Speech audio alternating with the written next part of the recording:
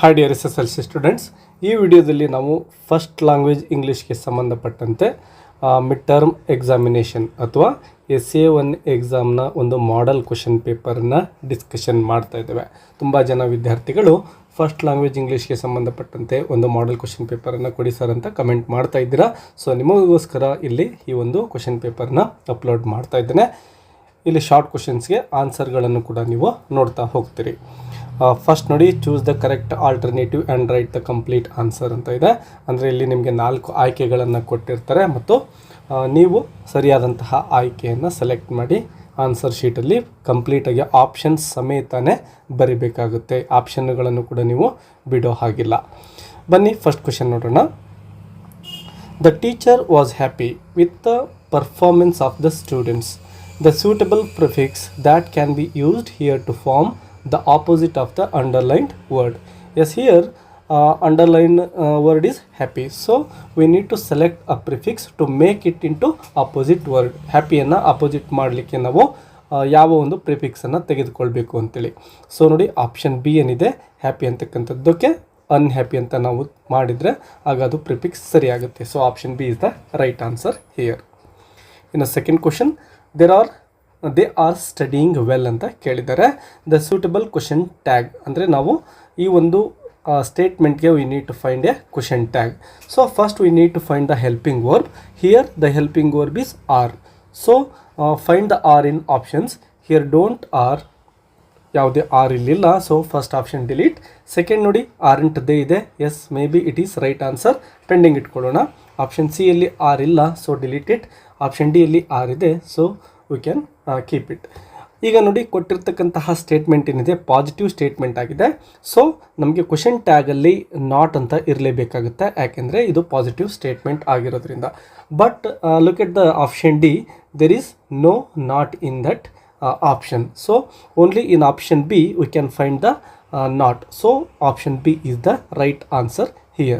For the second answer also option B is the right answer. We shall move on to the next question, that is third. The small drops are 5 cents. The figure of speech used here.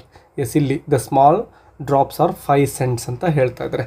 ಅಂದರೆ ಮಳೆಯ ಹನಿಗಳು, ಇಲ್ಲಿ small drops ಅಂದರೆ ನಾವು ಮಳೆ ಹನಿಗಳನ್ನು ಯಾವುದಕ್ಕೆ compare ಮಾಡ್ತಾ ಇದ್ದೇವೆ ಅಂದರೆ 5 ಸೆಂಟ್ಸ್ಗೆ ಕಂಪೇರ್ ಮಾಡ್ತೇವೆ. ಸೊ ಇಲ್ಲಿ ಕಂಪ್ಯಾರಿಸನ್ ಇದೆ ಮತ್ತು ಲೈಕ್ ಮತ್ತು ಆ್ಯಸ್ ಅಂತಕ್ಕಂತಹ ವರ್ಡ್ಸ್ಗಳನ್ನು ನಾವು ಇಲ್ಲಿ ನೋಡೋದಿಲ್ಲ. So this is metaphor. Comparison ಅಂದರೆ ನಮಗೆ ಗೊತ್ತಿರಬೇಕು ಮೆಟಫರ್ ಆಗಿರುತ್ತೆ ಇಲ್ಲ ಸಿಮಿಲಿ ಆಗಿರುತ್ತೆ.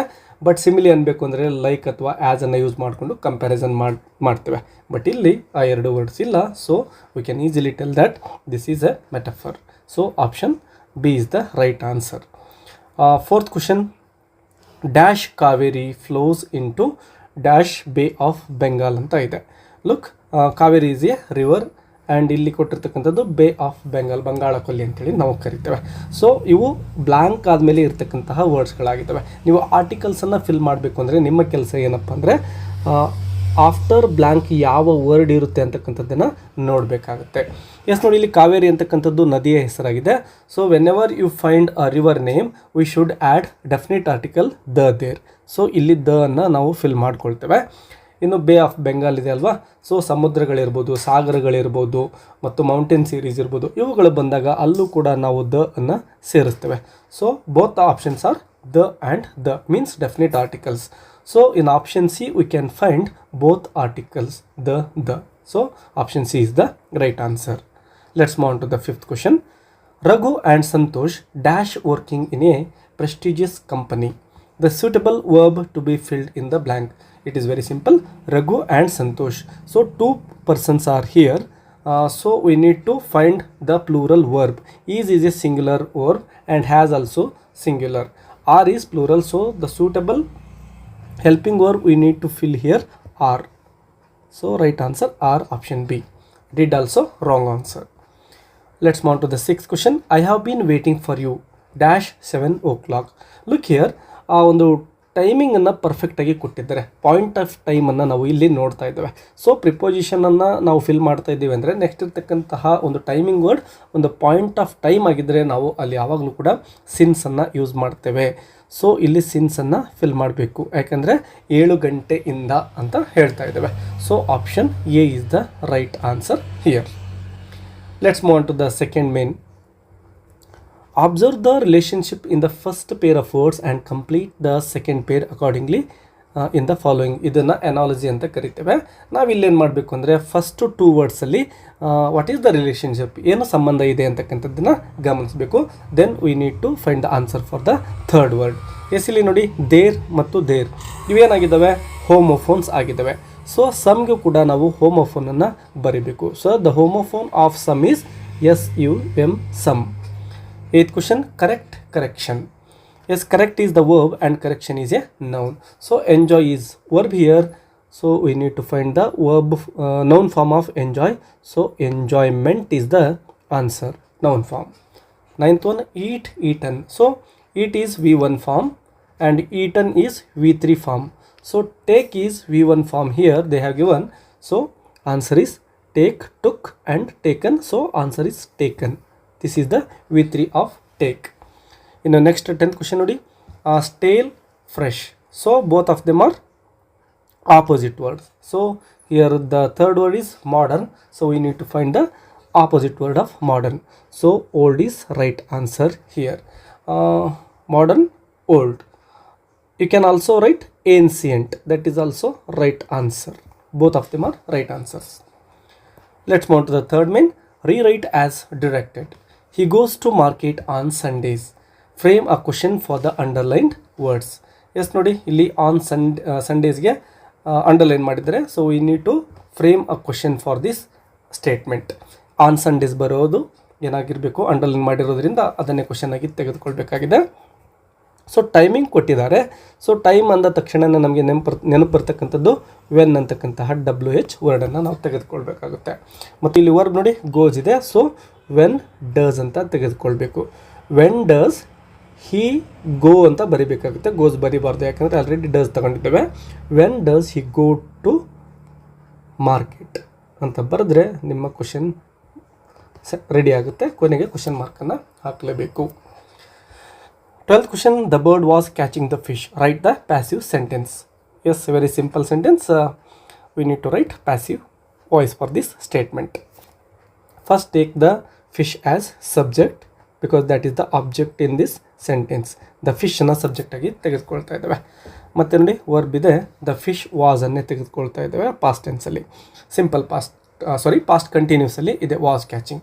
ಸೊ ದ ಫಿಶ್ ವಾಸ್ ನೋಡಿ, ದಿಸ್ ಈಸ್ ಕಂಟಿನ್ಯೂಸ್ ಅಂದ ತಕ್ಷಣವೇ you need to remember another helping verb that is being. So after was you need to add being. The fish was being catching. We need to write the V3 form of this. So caught, CAUGHT is the V3 form. So the fish was being caught. Caught by, you need to add by preposition by. In a subject ಏನಿತ್ತು, the bird ಇದೆ ಅಲ್ವಾ. So we need to write the subject in the last position though. So the answer is the fish was being caught by the bird. You can watch the complete video of this active voice and passive voice. I already uploaded that video. 13th question.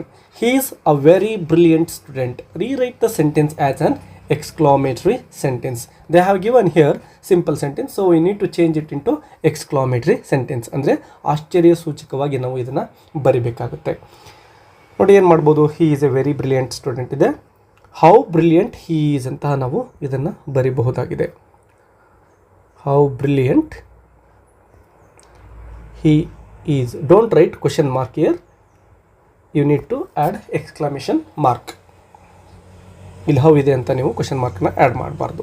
ಇನ್ನು fourth main, answer the following questions in a sentence each ಅಂತ ಇದೆ. ಇಲ್ಲಿ 4 ಪ್ರಶ್ನೆಗಳಿರ್ತವೆ, 4 ಅಂಕಗಳಿಗೆ. So ಇದನ್ನು ಸರಿಯಾಗಿ ಗಮನಿಸಿ, ಎಲ್ಲ ಕ್ವಶನ್ಸ್ಗಳನ್ನು ಓದಿ ನಿಮ್ಮ ಟೆಕ್ಸ್ಟ್ ಬುಕ್ ಸಹಾಯದಿಂದ ನೀವು ಆನ್ಸರನ್ನು ಮಾಡಿ. What is pasteurization, who are the magi, what is non moral action according to Gandhiji, I told it not, my rated to explain the line ಅಂತ ಇದ್ದಾವೆ. You can answer with the help of your text book. Next here you can find 7 questions of 2 marks. Read all of them and write the questions and you can answer with the help of your notes. Yes, let's move on to the 2 marks grammar. Rewrite as directed. Very few people are as brilliant as Visvesvaraya ಅಂತ ಇದೆ. ಇದನ್ನು ಏನು ಮಾಡಬೇಕು, change the above sentence into other degrees of comparisons ಅಂತ ಕೊಟ್ಟಿದ್ದಾರೆ. ಬೇರೆ ಡಿಗ್ರಿಗಳಿಗೆ ನಾವು ಚೇಂಜ್ ಮಾಡಬೇಕಾಗುತ್ತೆ. ಇಲ್ಲಿ ಇದು ಕೊಟ್ಟಿರ್ತಕ್ಕಂತಹ ಸ್ಟೇಟ್ಮೆಂಟ್ ಪಾಸಿಟಿವ್ ಇದೆ. ಸೊ ನೀವೇನು ಮಾಡಬೇಕು, ಕಂಪ್ಯಾರಿಟಿವ್ ಮತ್ತು ಸೂಪರ್ಲೇಟಿವ್ಗೆ ನೀವು ಚೇಂಜ್ ಮಾಡಿ ಬರಿಬೇಕಾಗುತ್ತೆ. ಸೊ ಇದನ್ನು ಆಲ್ರೆಡಿ ವಿಡಿಯೋ ಅಪ್ಲೋಡ್ ಮಾಡಿದ್ದೇನೆ, ಅದರ ಹೆಲ್ಪ್ ತಗೊಂಡು ನೀವು ಮಾಡ್ಬೋದು. ಇನ್ನು 26th he was very lazy, he could not pass the exam ಅಂತ ಇದೆ. ಇದನ್ನು ನೀವೇನು ಮಾಡಬೇಕು, ಟು ಮತ್ತು ಸೋ ದ್ಯಾಟ್ನನ್ನು ಯೂಸ್ ಮಾಡಿಕೊಂಡು ಕಂಬೈನ್ ಮಾಡಬೇಕಾಗಿದೆ. He was too lazy to pass the exam ಅಂತ ಟು ಅನ್ನು ಬರಿಬಹುದು. ಅದೇ ರೀತಿ ಸೋ ದ್ಯಾಟ್ ನಾಟ್ಗೆ ಏನು ಬರಿಬೋದು, he was so lazy that he could not pass the exam ಅಂತ ಬರೀಬಹುದಾಗಿದೆ. ಇನ್ನೊಂದು ಸಾರಿ ಬೇಕಾದರೆ ನೀವು ರಿಪೀಟ್ ಮಾಡಿ ಕೇಳಿಸ್ಕೋಬಹುದು.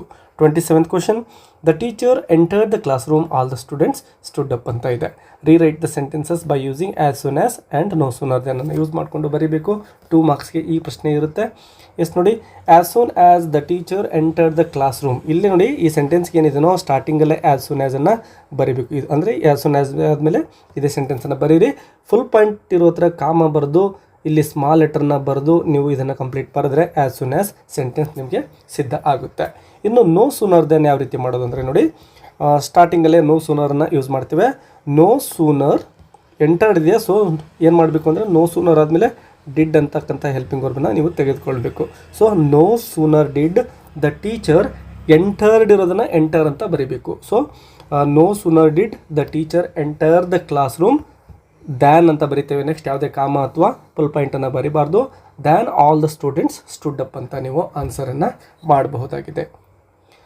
ಇನ್ನು next, answer the following questions in 4 to 5 sentences each ಅಂತ ಇದೆ. ಸುಮಾರು 6 ಪ್ರಶ್ನೆಗಳಿದ್ದಾವೆ.